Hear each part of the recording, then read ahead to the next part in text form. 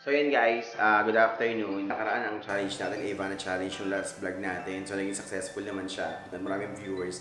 Thank you po sa mga nanood at thank you po sa mga sumuporta. So ngayon, from Pini Homes, sa condominium, lilipat tayo ng bahay kasi wala yung business na yung computer shop tsaka yung tubigyan. Malayong-malayo dun sa, dito sa Molongos, dun sa tinitirahan ko sa Valenzuela. So medyo nahihirapan ako sa pag-travel. Papunta dito kasi kailangan pa ng nasakyan, kailangan pa ng motor. Minsan umuulan, mahirap magbiyahe. Ito yung bahay na titirahan namin ngayon for 1 year. Aming linisin siya this day. Ang focus namin ay maglinis kami ng lahat ng dapat. Kita-kits tayo mamaya kung paano maglilinis at abangan nyo yung mga alaga ko tumutulong sa akin lagi.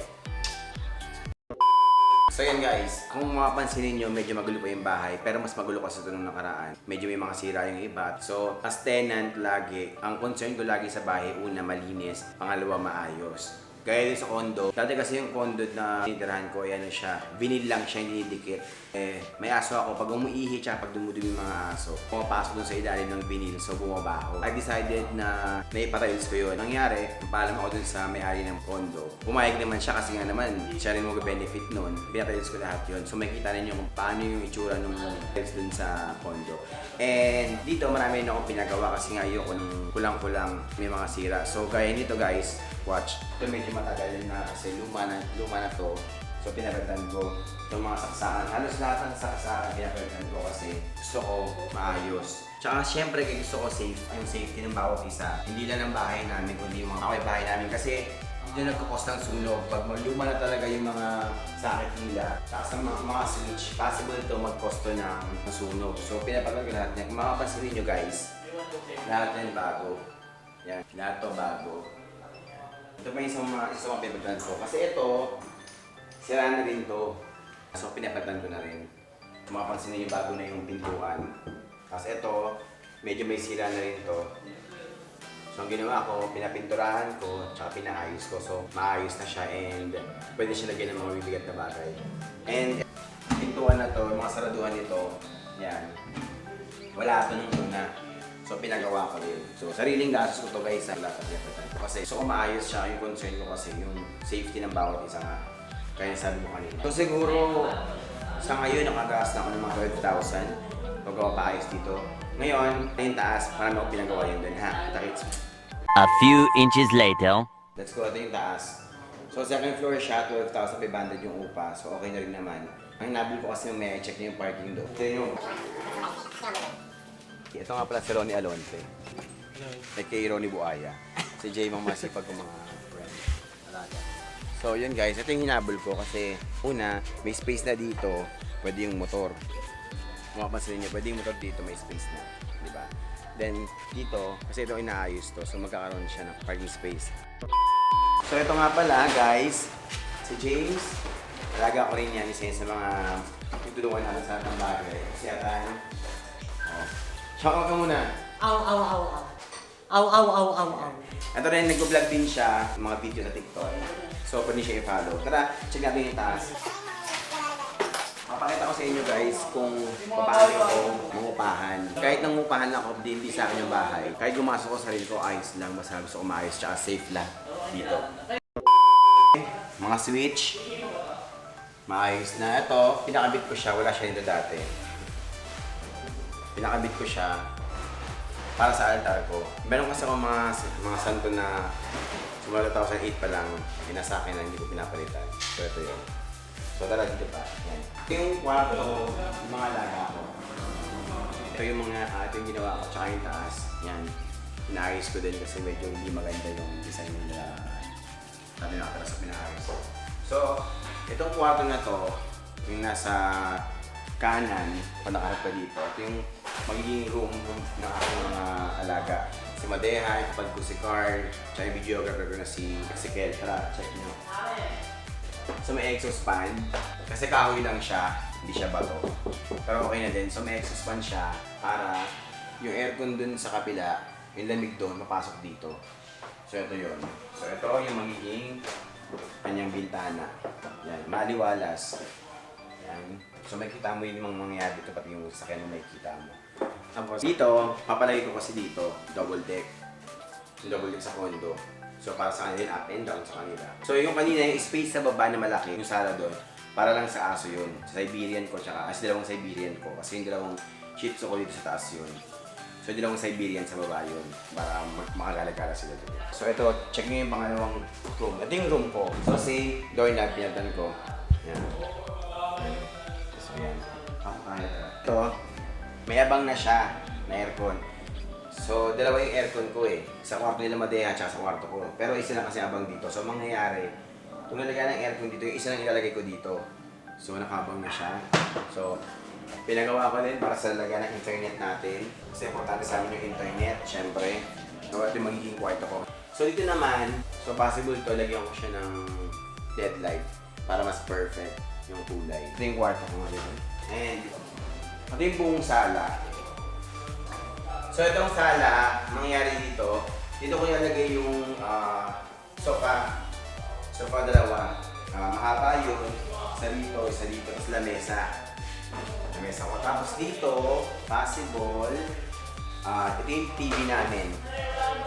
So ganun mangyayari yan. TV. Tapos sala. Tapos ito, possible, lagyan ko to for design, LED light. Kung hindi man LED light, lagyan ko siya ng mga stickers na pwede para dito. So, ganun ako mangupahan. Kaya, yung ibang may-ari ng inupahan ko dati, okay ako sa kanila kasi nga, concerned talaga ako dun sa safety ng tao, tsaka yung titirahan ko. Ayoko naman titirahan ko. Paglipat ko, madumi, may sira, dilipatan ko agad, hindi ganun. So, bago ko lumipat ng isang bahay, ina-assure ko na maayos lahat, lalo na yung mga saksakan, tsaka yung mga switch na pwedeng mag-cause nung sunog. Yun, so, yun yung pinaka-importante sa akin. Tapos, syempre, chinecheck ko din yung mga walls. Mamaya kasi, hindi ka lang matibay, as bilang masira, masisi sa amin. Chinecheck ko siya.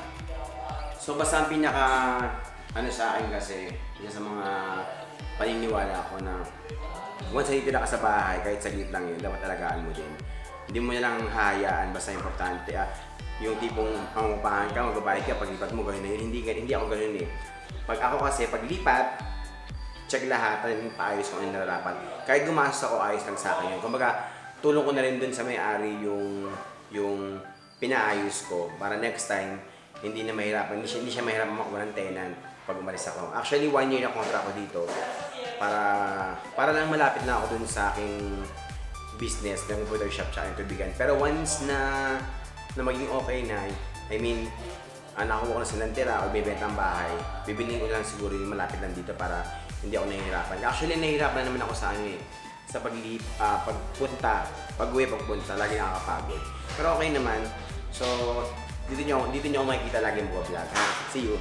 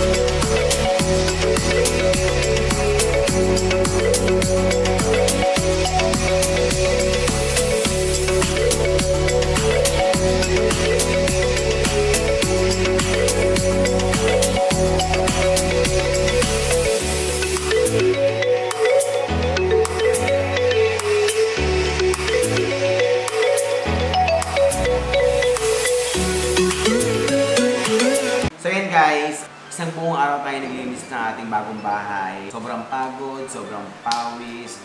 Pero yun, sa awa ng Diyos, tapos naman natin. Pero hindi pa talaga ito yung totoong linis namin talaga. Kumbaga, panimula pa lang ito. Kasi pag dumating lahat ng gamit dito, tsaka yung maglinis ulit ng bonggang-bongga.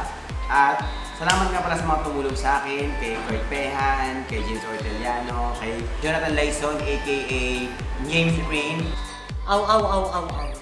si James Rain, kay Bro, Darren Leasing, kay Jay, kay Franz, Popao, Samson, at sa lahat ng tumulong sa akin ngayon, thank you very much, pati kay Ezekiel and yung videographer natin. And sana ay hindi maayos pa ito and ang tabayanan nyo yung mga sunod namin mga magagawin. Meron pa kami gagawin na ilip pa namin mga gamit namin dito, i-vlog din natin yun, and syempre yung another linis na naman. At syempre, kung meron tayong sinimulan, dapat meron tayong katapusin. So, naantabayanan ninyo yung, yung simulan namin kung paano kami naglinis.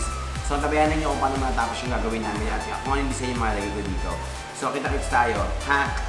Yun guys, please don't forget to subscribe our channel, Carl Benitez. And please don't forget to like, comment, share, and subscribe.